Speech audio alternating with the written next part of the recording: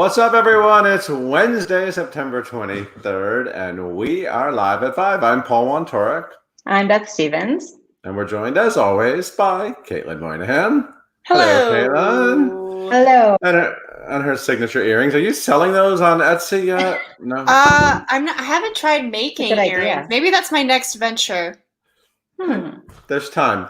Hey, Beth. Who is here today? We are lucky because the very talented Taylor Iman Jones is with us today. I have been listening to her new song. She has a song that she good. released. It's so fantastic.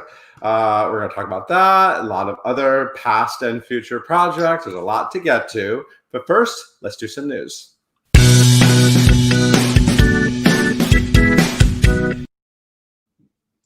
All right, we're going to start on a downbeat because we've got some disappointing news. The Metropolitan Opera has canceled its 2020-21 season. That means they won't be back until next September, so a year from now. You know, it's the reality we're living with right now. They have to perform in close quarters, and they just want to keep everyone safe.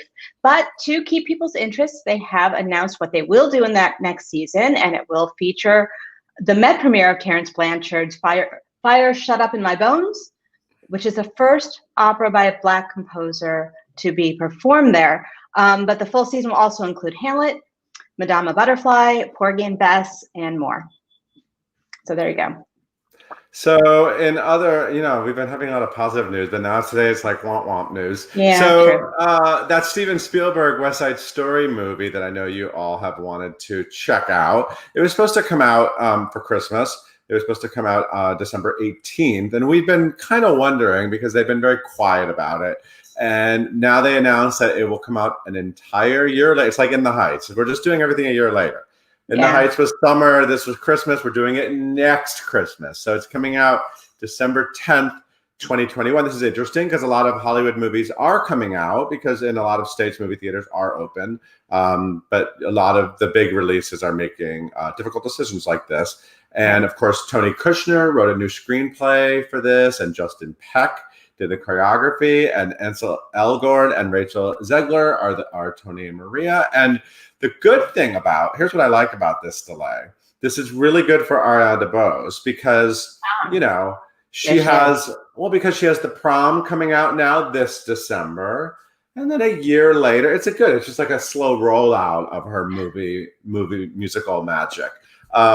So yeah, who else is in it? David Alvarez is Bernardo, Rita Moreno. It's going to be fantastic. I'm sure it's definitely a much more classic version of West Side Story by all accounts, compared to the recent Broadway revival, but we have to wait a year to find out more.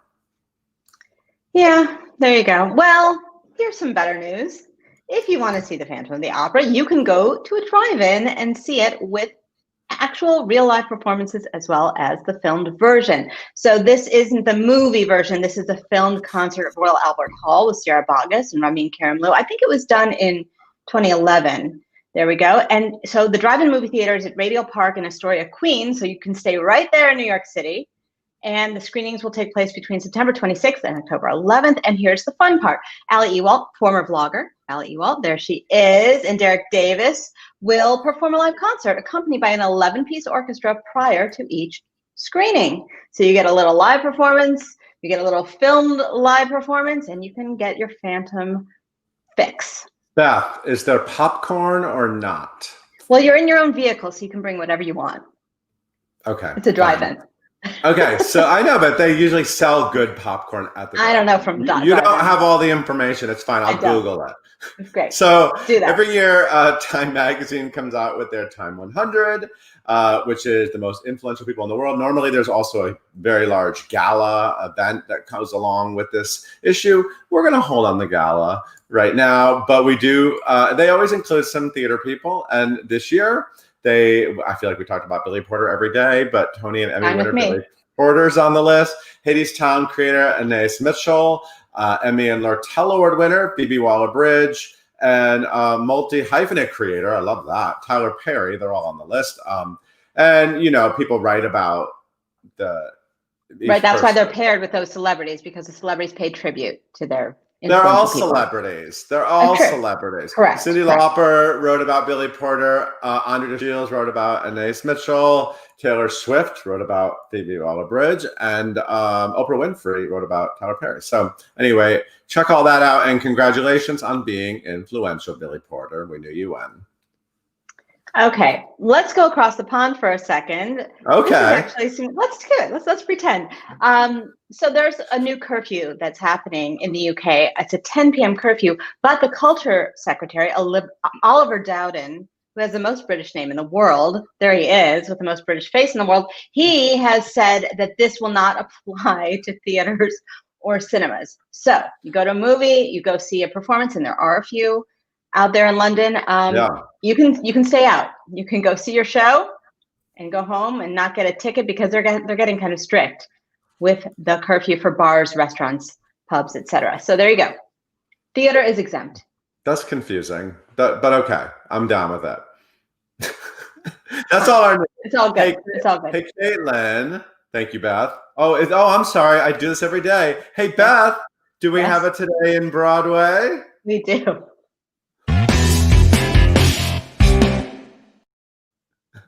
How could you forget? Because one of my favorite people on this day, I know. In 1954, George C. Wolfe was born in Frankfurt, Kentucky. Yes. Happy birthday, George. There he is. All right. You know George Wolfe. He is another multi-hyphenate. He's talented. He's so talented. He's a visionary. He started his career as a playwright, and he is, of course, a Tony-winning director and producer and film director as well. So let's get into it, shall we? He started his professional theater career as a playwright with this play. Do you know the name of it, Paul? Well, is it Colored Museum or Spunk? Neither. It's called Neither.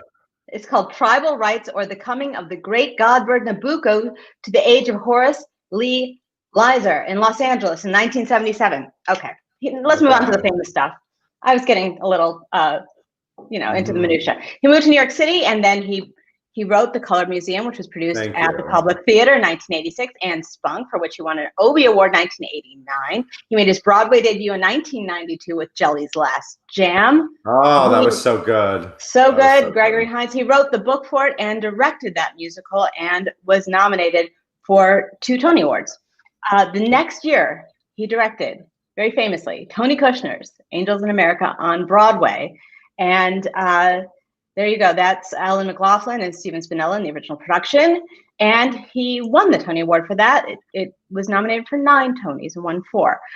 2 years later, Bring in the Noise, Bring in the Funk with Savion Glover, who was in Jelly's Last Jam as young Jelly. The two reunited for Shuffle Along, or the making of the musical sensation of 1921 and all that followed. And that was in 2016. Okay, but back to George. Here are his other Broadway credits, because some of our favorite stuff here, okay? On the Town, Twilight Los Angeles, 1992. These are all directing credits. That was with Anna Devere Smith. Yeah. The Tempest, our favorite Paul, Michael John Locuso's The Wild Party. Yes, that's the one. Plain Stritch at Liberty. Top Dog, Underdog, for which Susan Laurie Parks won a Pulitzer. Caroline or Change, when he reunited with Tony Kushner. The Normal Heart, Lucky Guy. The Iceman Cometh with Denzel Washington, and most recently, Gary, a sequel to Titus Andronicus. He had 14 Tony nominations. He's won twice, and he is the director of the new film Ma Rainey's Black Bottom with Viola Davis and the late Chadwick Boseman, which is scheduled for release in late November. They say November 27th.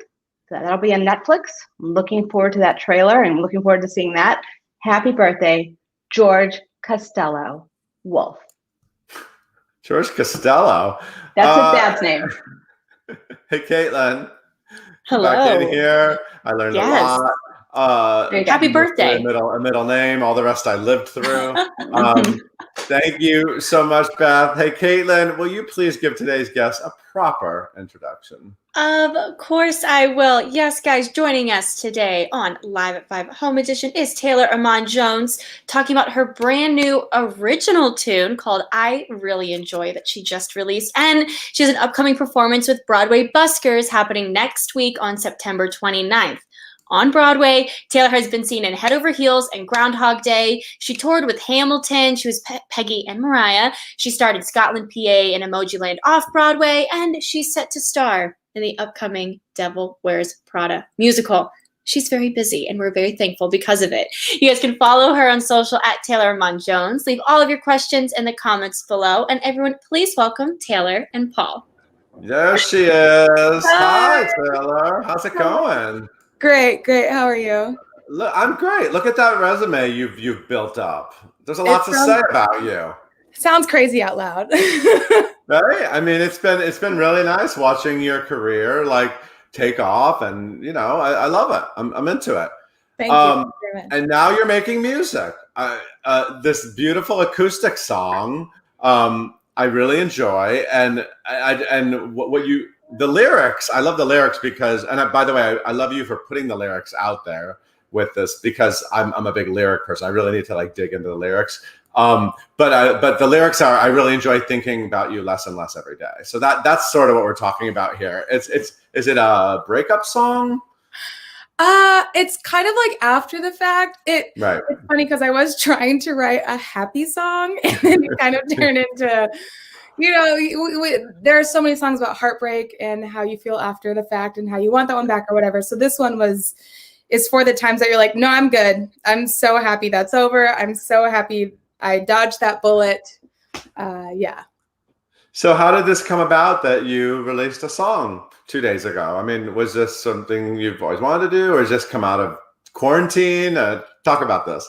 Both. Okay. I think a lot of, especially actors, we're all figuring out what else we can do these days. I've been writing music. It is still new for me, but I've been writing for about a year now. And when Broadway Buskers invited me to perform, that put a little fire under my butt to actually release some of my tunes so that people can feel involved in my performance, and I'm not just like singing at them. Right. And I knew that this day would come eventually. And so I think with any new thing you create, it begins with like, oh God, I'm actually doing this. And then believing in that product. Like there's a difference between just making it and then actually being like, no, I think this is good. It is weird to call your own stuff good. Especially as a musical theater kid, where I'm very much used to singing it and acting everybody else's stuff. Right. And so with quarantine and I've been very inspired by watching all of my friends' work, and finally got out of my own way and just, it doesn't matter if everyone likes it. It matters that I like it, and hopefully it provides some peace and comfort and just good ear juju for people who need it. Well, I like it too. People can get it on your website, right? Isn't that where? Yeah, you can find it, or it's at bandcamp.com right now. So just my name, TaylorImanJones.bandcamp.com. You can go to my Instagram or my Twitter, and you can find links to it there as well. Cool. And Broadway.com will also get it out there so people can find it. It's a great song. So how big of a set do you do for Broadway Buskers? How big of a... I believe everyone gets about 30 minutes. So I will be doing 6 songs, pretty much just back to back, and just, 6 songs. I do plan on releasing a couple more before the actual performance. So okay, cool. Yeah. So they're other original songs. Yes. Cool. Yes. They will all be original songs for the Buskers. Amazing. I love it. So it's not like a cabaret act. It's really more like a music act. Yeah, totally. It's a way to give Broadway performers a chance to show themselves outside of the Broadway scene. Right. I think that's always great, because I know so many friends, you hear them sing, maybe that 1 or 2 songs in that one show, and you're like, cool, that's what their voice sounds like. But then you hear them sing stuff they wrote, and it's a complete shift of character, and it's really fun to see your colleagues and get to experience them in that way. Yeah. So last December, remember, that felt like so long ago, but in December, we learned the very exciting news that you will be in the Devil Wears Prada with our friend Beth Level. Miranda Priestley, you're playing Andy. So excited. I haven't been able to tell you how excited I am. I'm just like thrilled. And this is obviously it's an Elton John Who else is writing this musical? There's some Shayna fantastic. Tao. Yep. Are you excited about that? I love. You can't even say it. I love it. This is coming out. It's supposed to happen next year. Yes. Next summer is what the plan. So nothing has officially had to be adjusted yet. But wow, this is exciting. This is the Anne Hathaway role from the movie. You've done like workshops, right? Or you've done readings, or you haven't done it. I've been a part of one reading so far because we were just going to start all of that when COVID hit. Yeah. So we had many plans for that, but there was work being done.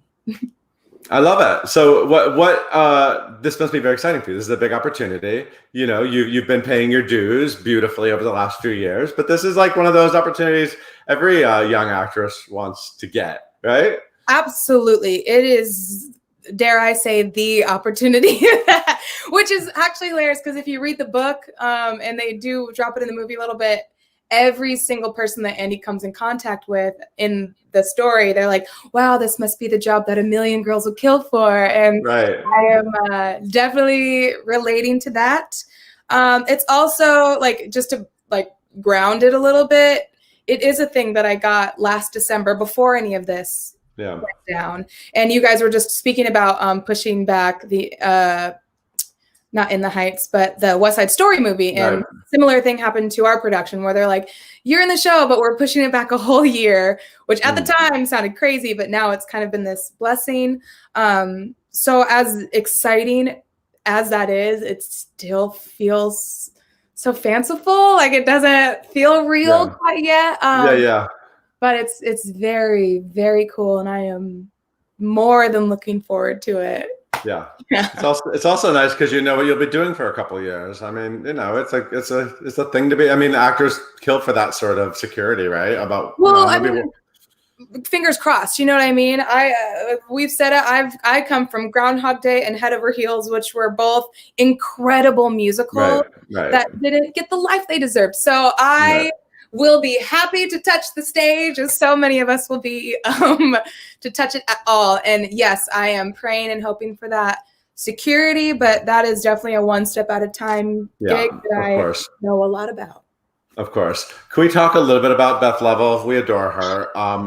And I could tell that you do too. Did you see, what have you seen her in? Did you see her in The Prom, or did you see her in anything? I did. I saw her in The Prom, but I first saw her in The Drowsy Chaperone. Oh, okay. My mom had taken me on a trip to New York because I'm from California, and I was training. There's like a New York musical theater camp called Broadway Artist Alliance out there. And you train for a week, you do a little showcase, but you see a couple shows like for the camp. And Drowsy Chaperone was one of them. And I remember being like, I don't know what this is. And then being just dumbfounded. Like, I didn't even know who Sutton Foster was at the time. Like, I didn't know who any of these people were. And it was just an incredible experience. And then Beth came to speak to our camp. That was okay. She came and talked to all of us. We all got to have her sign things. And so for at least 10 years of my life, I still didn't really know who Beth Level was outside of just seeing her in that show. I had a blank lined piece of paper with nothing but her signature on it. I was just stuck on my wall, like all this other Broadway stuff. And of course, I wish I kept it, but I had no idea that something like this would come along. But I do feel like in this very strange way that like weirdly manifested this. Wow. No. I love that. You're like, I don't know who that is, but that's Broadway. That's Broadway right there. And then like, as I got to know the soundtrack more and more, I like became familiar with her. And then she just was awesome in The Prom. Awesome is the cheapest word for that, but she was so good and like so perfectly in her element in that show. It was really cool to watch. Yeah. I'm excited that you get to work with her because she's fantastic. And I've only heard incredible things about her as a human, like outside of her performances. Everyone who's ever worked with her has only talked about how amazing she is. So I'm really looking forward to being in that energy. What was your first, like, was American Idiot sort of like your first break of a job kind of on tour, right? Yeah. Mm-hmm. They were like, you're extraordinary. Join our cast. You were the extraordinary girl. Actually, and This is a very similar pattern in my life, and I'm Okay. here for it. And everyone who's watching, remember this. When I auditioned for American Idiot, I did not get Extraordinary Girl. I got someone in the ensemble. And then like a week later, I got a phone call that was like, hey, just kidding. I was going to be the Extraordinary Girl understudy. And then they're like, the role is yours. So I'm like, cool, wow. whoever dropped out, thank you very much. And I have gotten many, many jobs because people have dropped out. So never count yourself out. Interesting. You were fantastic in Head Over Heels. So great. That was a lot of fun. Scotland, PA, that crazy like Little Shop of Horrors for Today, crazy musical you did off Broadway. You were so great in that.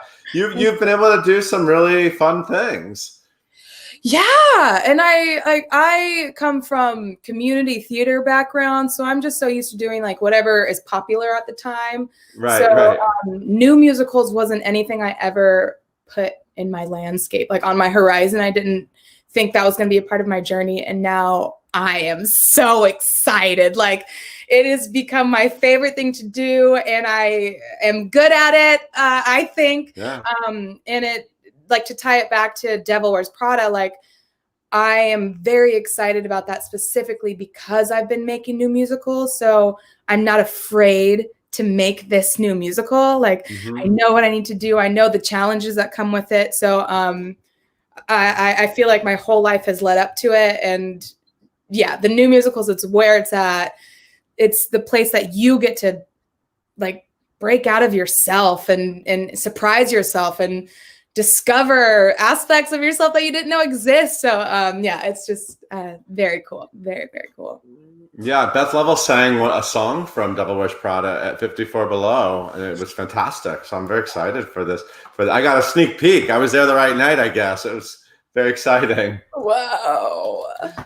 Well, and it must be so interesting, though, to be kind of like living with it now while we're in quarantine and no one's really working, but you're just kind of like living with that role and thinking, do you think about it? Do you think about the show? Or are you just kind of like, yeah, you're thinking about it? Yeah. I do when I'm in my lowest moment, because I know we're all experiencing that right now in quarantine, where it's just like, you have good days, you have bad days, days like today. I woke up having a great day. It's going to be fine. I have not much to do today, but the whole Breonna Taylor thing, she didn't get the justice she deserves. And not that it's completely shocking, but it is, those little things affect us all on major levels that we have to deal with. And sometimes you wake up and that weight hits you.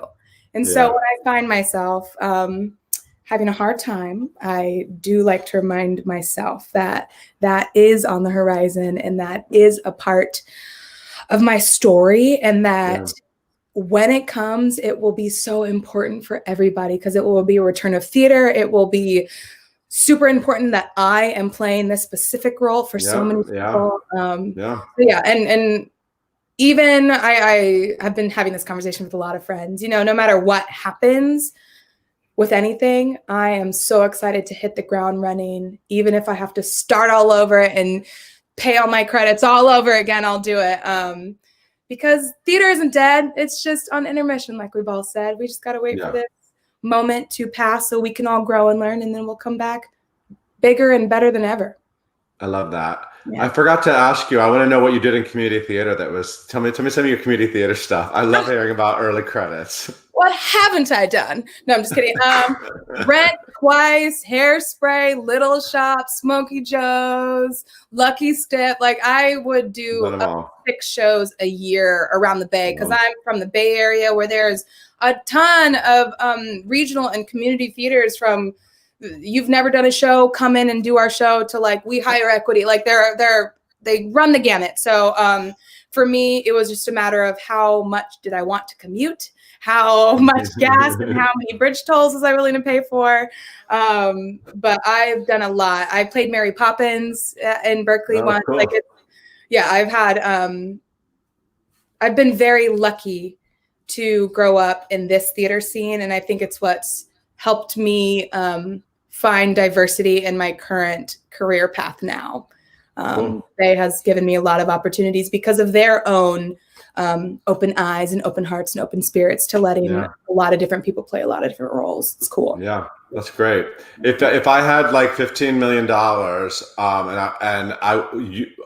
I wanted you to recreate one of those roles you played in community theater on Broadway, which one would you pick? Rent. Which character? Mimi. I don't I'm just making sure. I mean, you know. So I'm in this place. I'm almost 30, which means that my 19-year-old Mimi is. Got it. Okay. So I am graduating to like. I am also very interested in a Maureen path for me. Okay. So anybody doing Rent, honestly, doesn't have to be on Broadway. That is still a scratch I would like to itch, because I was 18 the first time I did it. I was 20 the second time I did it. So I just have so much more life. And honestly, I am the best Mimi you'll ever see. Oh. Wait a minute, really? Those are fighting words. Those are fighting words. And I know there are a lot of us out there, but I love that role. So. You know why I'm looking down? Because I was one of the first Rent heads ever. And I found all these old photos. I was showing them to Caitlin the other day, and here I am with original Mimi, Daphne Rubin Vega. Look at you, yes! Oh, cool. Look at yeah. And actually, there's 2 photos of me and Daphne Rubin Vega. Oh my god! That's her in her Rocky Horror costume. Oh wow, I love that. I mean, so I'm gonna pretend you said the best Mimi ever. Not counting Daphne Rubin Vega. Not count. No, she's actually perfect in that role. She is Mimi. She is Mimi. Mimi's a great role. Did you put glitter in your hair? Obviously. You know Daphne came up with that. I mean, all really? That stuff. Oh, yes, she did. Yeah. Mm-hmm. Oh my God. All of the glitter, especially closing night when you like just take all the glitter that's left and you just let that in there and then it's crazy. Oh, it's my favorite. Yeah. No, I just love everything about Mimi. She helped me discover a lot about myself as well, especially as a young adult, and her vulnerability, but also her power and plus the music. She has the best stuff. Yeah, I know. I love it. I love it too. So I love that you said that. I would love to see you in Rent. Let's we're gonna take some, if you don't mind, some fan questions. Oh, please.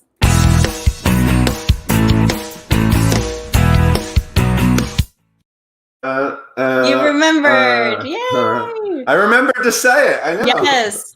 Oh, okay. We have a lot of really great questions. Tina, my girl Tina's back. Hi, Tina. You haven't been watching it a little bit. Hi, Tina. Tina wants to know, where are you quarantining and what are you doing to keep busy? Hey, I am in California. I'm in the Bay Area. I moved back in with my parents. So they are keeping me quite busy. I'm writing music. As we can see, I'm learning to produce music, like make beats and stuff, but very much learning. Cool. And I am trying to figure out the answer to that question on a daily basis. I'm finding that balance right now of creating a schedule or like creating things for me to do, like making sure I have something to do, yoga, meditate, like just give yourself something to do, but also don't forget to give yourself a day of rest. I tend to burn out rather quickly because I'm so like, I got to keep doing things. And then I find myself exhausted. So I'm figuring out that balance that like, you can have a weekend, even if you're sitting at home all week. Right. Yeah. Love it. Playing video games also. Lots of video games. Ooh, video games. Come on. Love it. Okay, Becca on YouTube wants to know if you have any particular Groundhog Day memories you can share. Maybe one that jumps out. Yeah, I'm like falling. I fell a lot on stage. I guess I'll tell those since they came to mind first. Once it was, if you're Groundhog Day, which I'm assuming you are, we have a big tap number at one of, and I was like in the very front. And so we would do all these gestures, and then our thing was to run downstage directly and then start dancing again. And I take off on my foot, but my tap catches the ground, and I just go flat to the ground. But I'm literally like the front person of this point. And so I was like, you must keep moving. So I just started crawling to the front of the stage, which kind of worked because it was during like the jazz section. And then the other time I fell was I was on for the lead for Rita in Groundhog Day, and it's the big key change for If I Had My Time Again. And she comes out of the tilt-a-whirl that was happening, I stand up to sing my big note and to get out, but my shoelace got caught on a bolt on the door. So I was like, if I boom, and just fell, but again, I was like, keep going. So I just like kept singing, and like me and Andy like had to get my shoelace undone. And then the people who saw it thought it was part of the show. So great. Those are memories I could share with you today. I love that Made show it so work. much. That show was so good. So Thank good. you. So fun. Okay, Eleanor would like to know if you have a favorite musical. It's a very broad question, but they want to know. That's an unfair question, and we all hate that question because there are so many to choose from, but Yeah. Rent.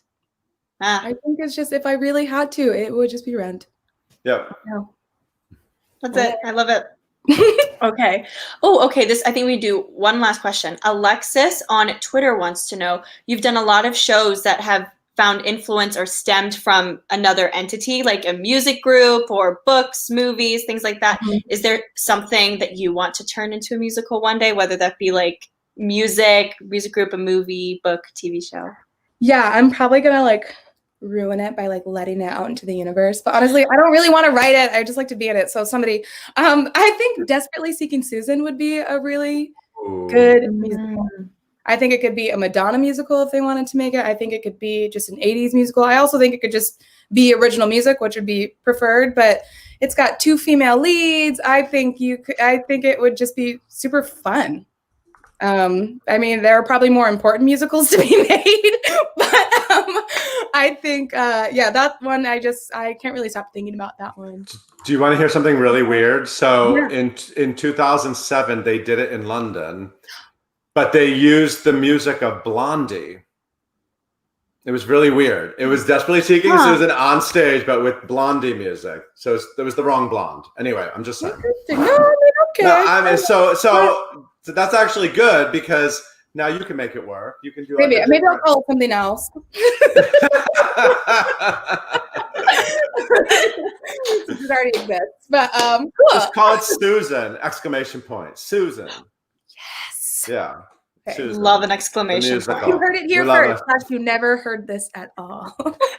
I'm waiting for a Madonna musical. I mean, you know, when we heard that, when the news came out that she was writing something with Diablo Cody, I thought, oh, I hope it's a musical since Diablo Cody just did Jagged Little Pill. I'm like, maybe now they're going to finally, but it's a movie. Anyway. Could we end up having a bio musical of Madonna based on the bio movie she's doing? Sure. If it's anything like the Cher musical, yes, please. Okay. Amen. Sign me up.